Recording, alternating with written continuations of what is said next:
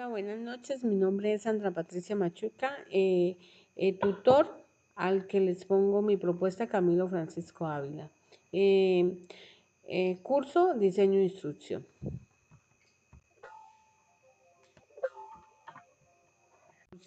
Introducción.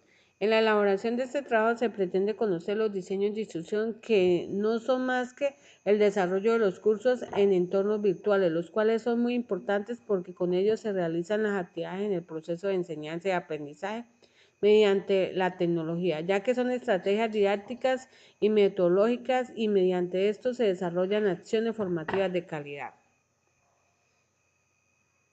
También conoceremos los diferentes puntos de vista de las teorías donde estas exponen las consecuencias y posibles soluciones a la problemática empleada.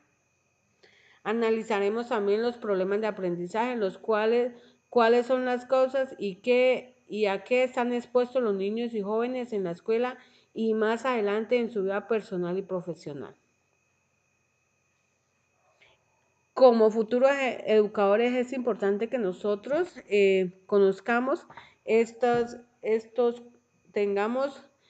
adquiramos estos conocimientos para ponerlos en práctica en nuestra vida profesional. Marco conceptual. Esta investigación se llevará a cabo en la institución educativa del Colegio Gibraltar, del municipio de Toledo Norte de Santander. Este corregimiento está cerca al municipio de Cubará, Boyacá. Cuenta con una población de 700 personas y anteriormente era conocido como Tunevia, por la cantidad de indígenas uvas que se encontraban en la zona anteriormente. Tiene un clima cálido la mayor parte del año y cuenta con la cobertura de 2 ríos y varias quebradas.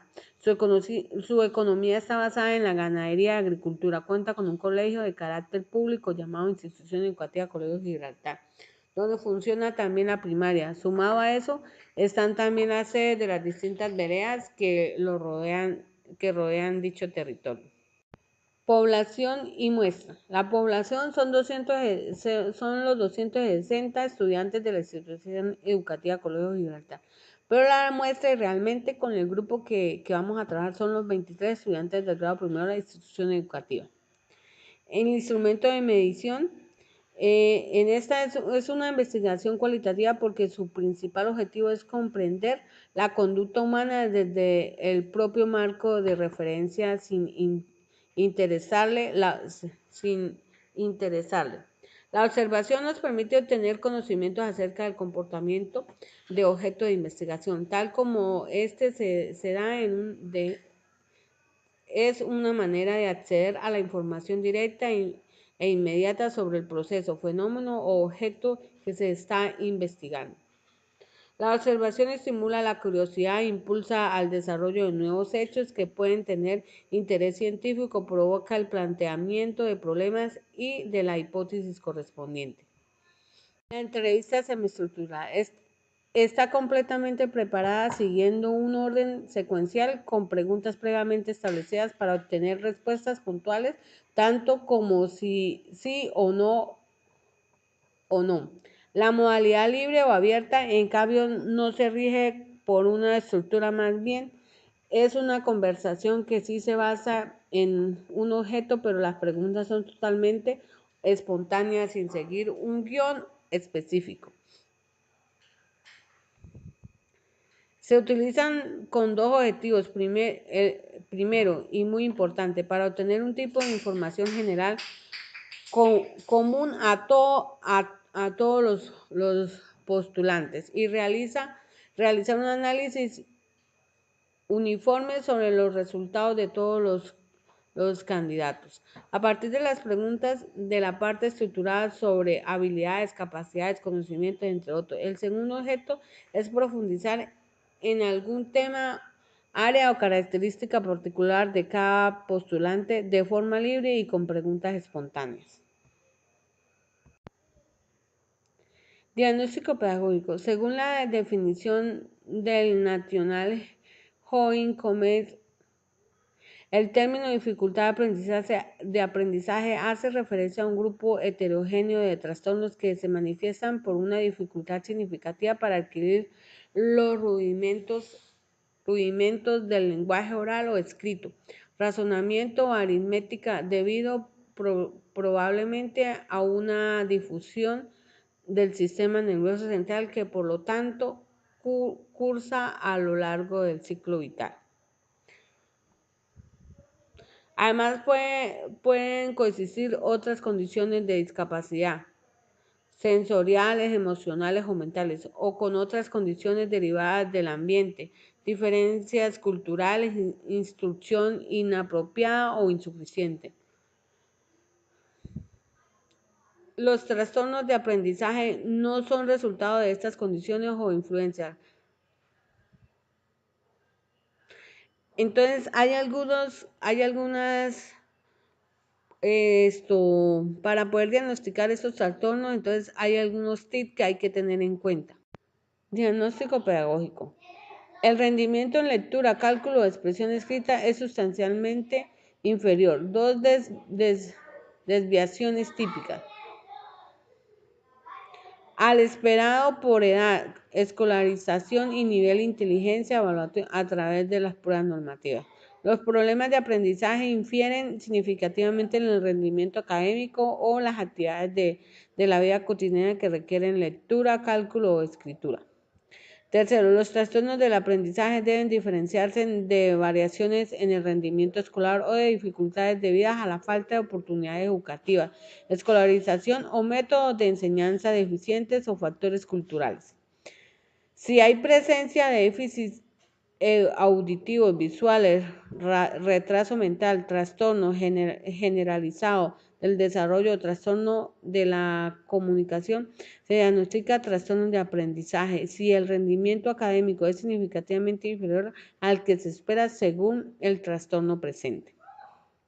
Otros factores que pueden apuntar a una causa son los factores neurobiológicos. Están considerados la causa principal. La falta de oportunidades para aprender, baja calidad de enseñanza, entorno con un bajo nivel cultural, insuficiente implicación de los padres.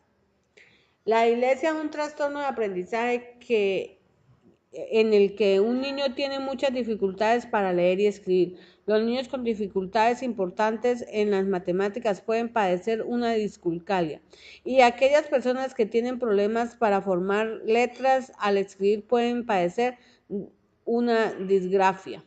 Otros niños pueden tener trastornos de lenguaje presentando dificultades para entender el lenguaje oral y para comprender lo que leen.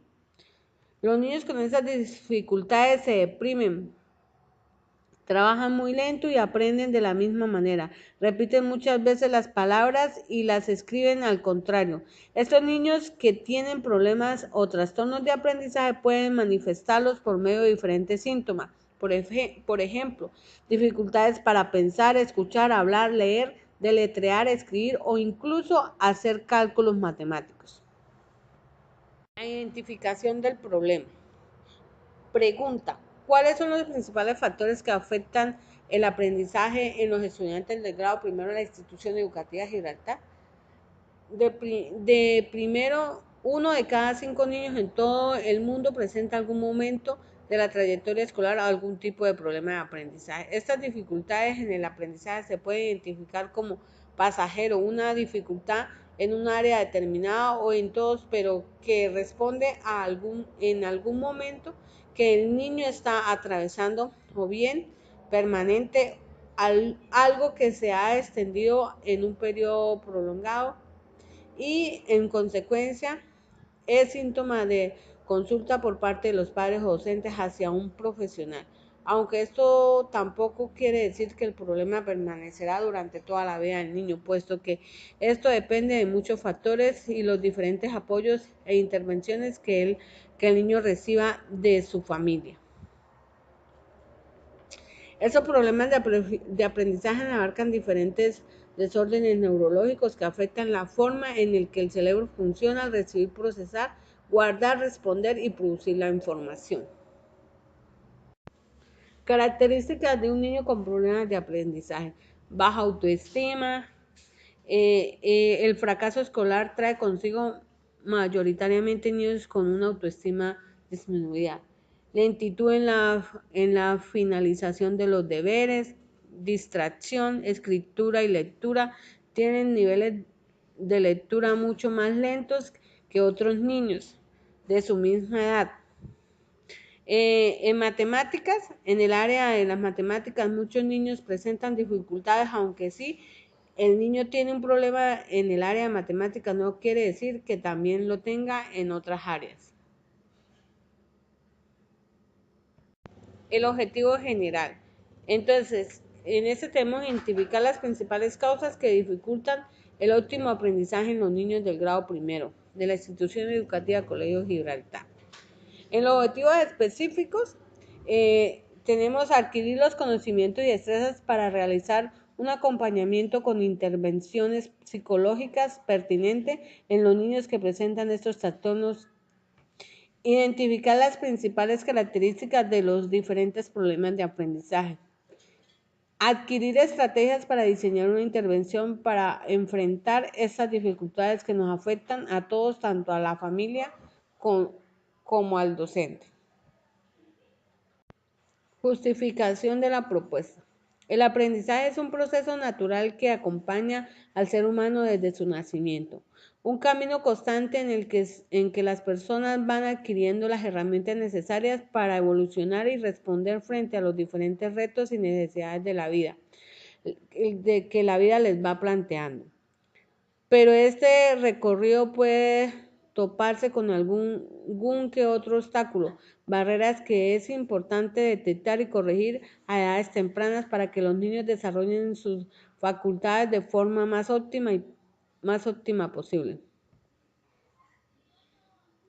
En estos trastornos de aprendizaje están relacionados con los más pequeños, porque procesan las diferentes informaciones que reciben de su entorno. De acuerdo a esta, cuando un menor tiene algún tipo de problema en este campo, presenta mayores complicaciones que el resto de niños de su misma edad. Las dificultades para expresarse, en escribir, conectarse o razonar deben poner en alerta a los familiares y profesionales de la enseñanza para actuar con celeridad y ayudar a los pequeños a evolucionar de una manera más sencilla.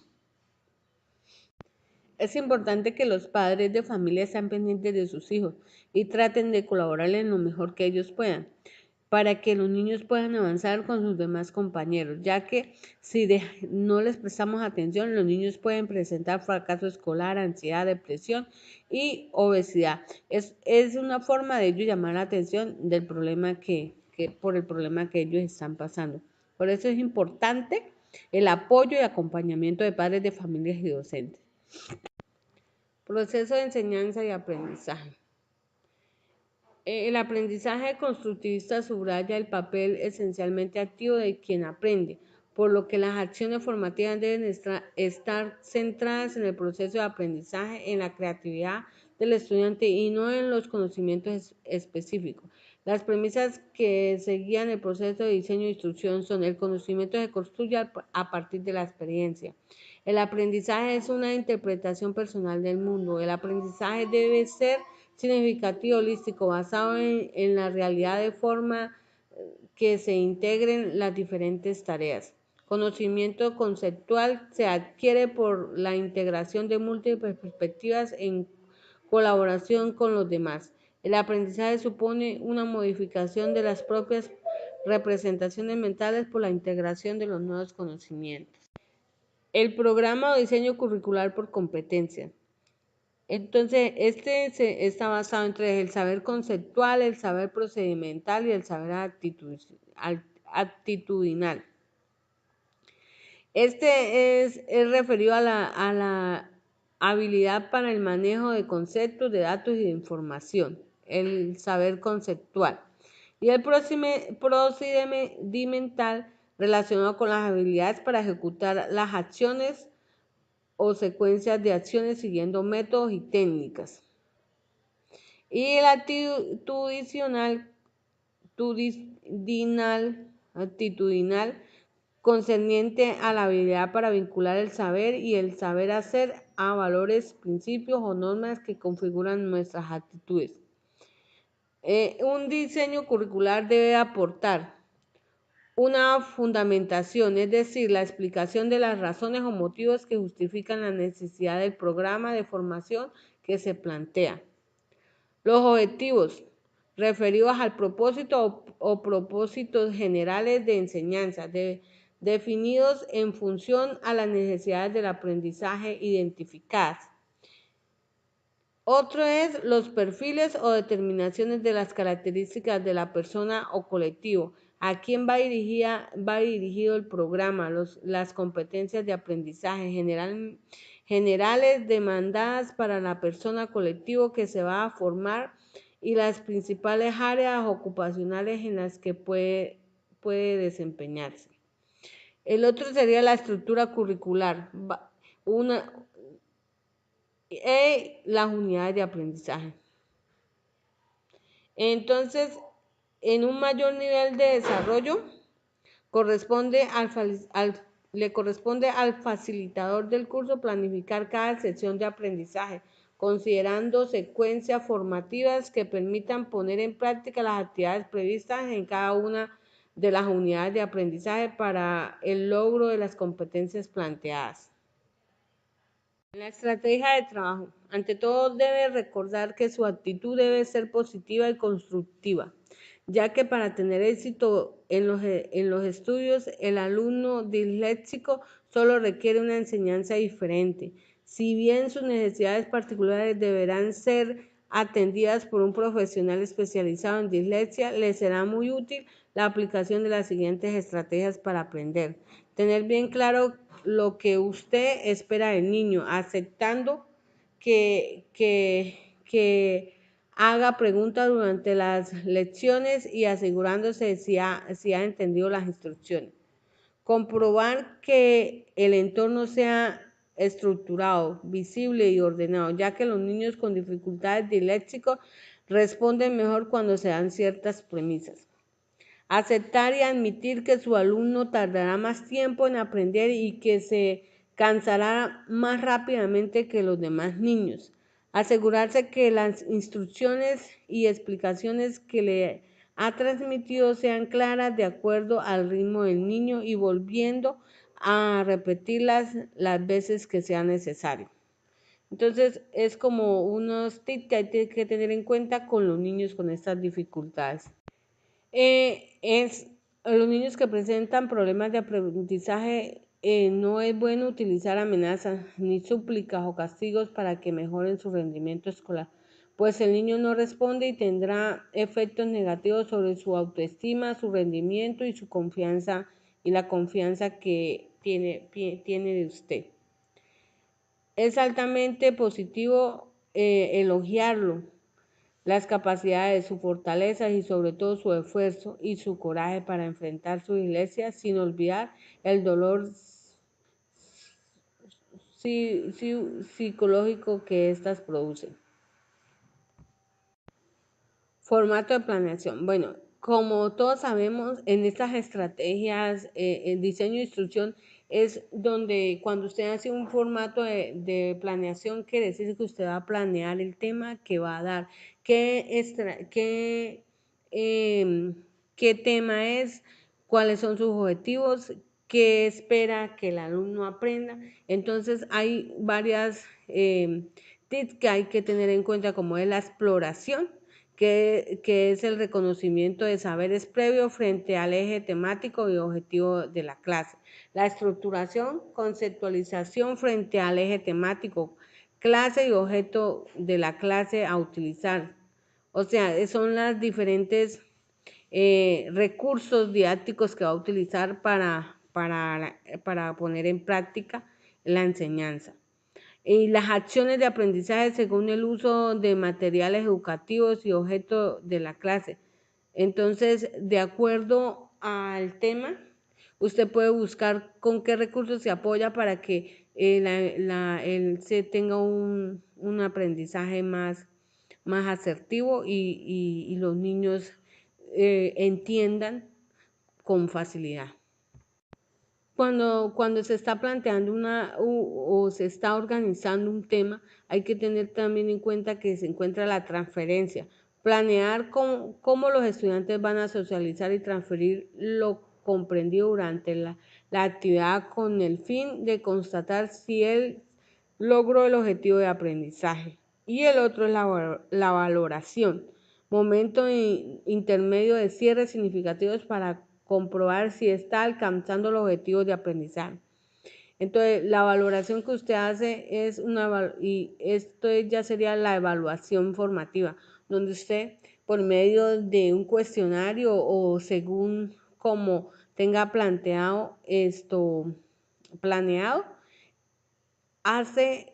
se da cuenta si su alumno logró los objetivos que estaba esperando con el tema. En los recursos didácticos para fortalecer los aprendizajes.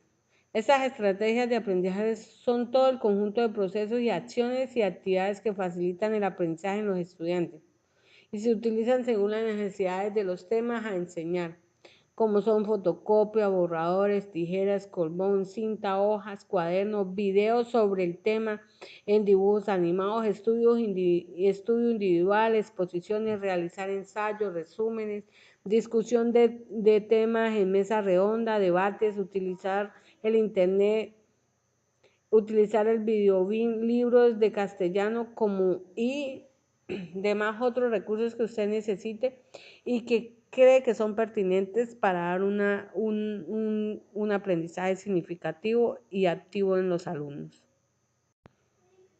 Pienso que una de las estrategias que más funcionan con los niños con estos problemas es la motivación como motor esencial para superar las dificultades. La enseñanza basada en métodos multisensoriales, es decir, aquellos que utilizan el tacto, el movimiento y el color como canal de aprendizaje, además de la vista y el oído. Adaptar el programa de estudio a las necesidades del niño. Establecer un equipo con el niño y sus padres para ayudarlo y acompañarlo en su dislexia. No permitir que los demás compañeros se burlen del niño y explicarles lo que es la dislexia. Darle copia de apuntes de las lecciones y lista de lecturas obligatorias. Entonces son como unos tips que hay que tener en cuenta para ayudar a fortalecer el niño y que él pueda salir de este problema de aprendizaje que él tiene sin que se sienta inferior a los demás. En la evaluación de las acciones, tradicionalmente se ha visto la evaluación como la última etapa del proceso pedagógico, una especie de requisito final. Es fácil para los profesores que sigamos considerando igual utilizando las prácticas evaluadoras, que no se relacionan claramente con el aprendizaje de nuestros alumnos y menos que lo apoyen. La primera, la reacción, permite medir la cota de satisfacción del alumnado con respecto a la formación que acaba de recibir. El nivel 2 sería el aprendizaje, intenta medir los conocimientos adquiridos y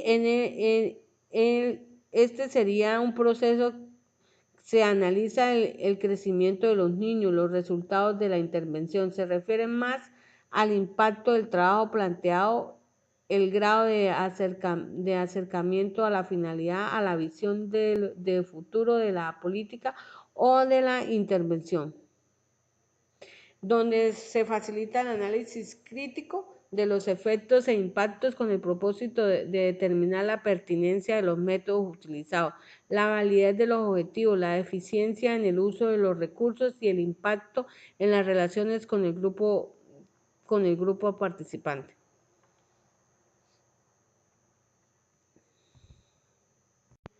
En conclusiones, tenemos que confirmar las hipótesis que son causados por las maneras que tiene el cerebro de funcionar y la forma en la cual se procesa la información.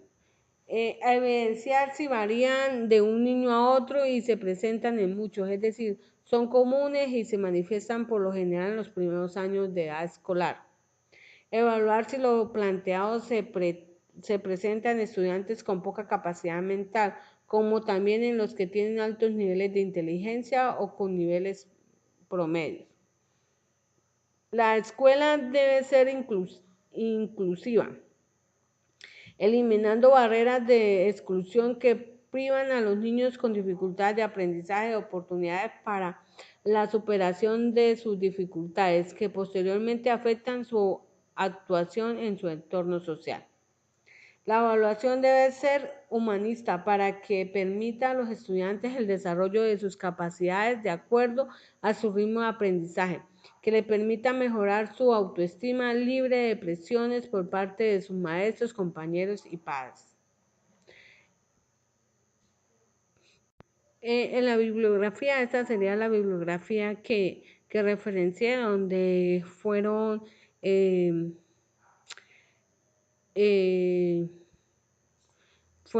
parte importante para argumentar la propuesta. Entonces, muchas gracias por su atención y hasta una próxima oportunidad.